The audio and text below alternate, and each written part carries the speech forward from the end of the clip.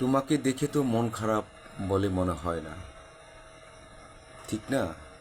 তুমি আসলে অযথা তুমি পেঁচাল পড়ো, কিন্তু আমি মন খারাপ। কেন খারাপ জানিস?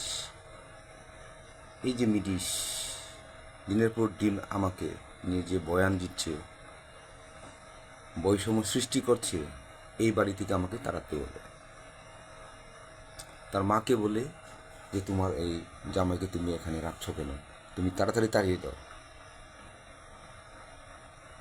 কিন্তু আমি বললাম যে আমাকে তাড়াবেন কেন, আমি কি সমস্যা? তারপর আর প্রতি উত্তর কোনো নেই। আমি বললাম 2023 সাল থেকে তোমরা সবাই বসে বসে খাচ্ছ, আমি খাচ্ছি। এই যে এই রোজগারগুলো, এই অর্থ সামগ্রীগুলো কোথা থেকে আসে? তোমার তো একটি পয়সা কামাই নাই। তোমার মায়ের মগজ দোলাই দিয়ে তুমি তোমার মার কাছ থেকে 5 কাঠা জমি নিয়ে, এই 5 কাঠা জমির চাষবাস করে তুমি বিক্রি করে তুমি কি করে বাজারে এনজয় করে, এটাই তো তোমার কাজ। এবং তুমি তোমার সেই ফ্যামিলিতেও এরকমই করেছে। তোমার কোনো কর্ম নাই, তুমি একটু কর্মহীন। আর আমার এখানে 13-14 বছর তুমি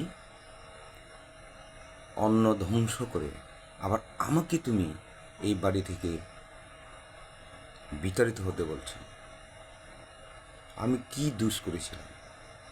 হ্যাঁ, দোষ একটাই, তোমাকে তোমার পরিবারে আমি অ্যাক্টিভিশন বা মিলাই দিতে পারি নাই।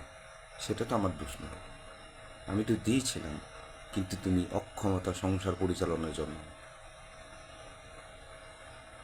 তোমার কোনো দক্ষতা নেই, তাই তুমি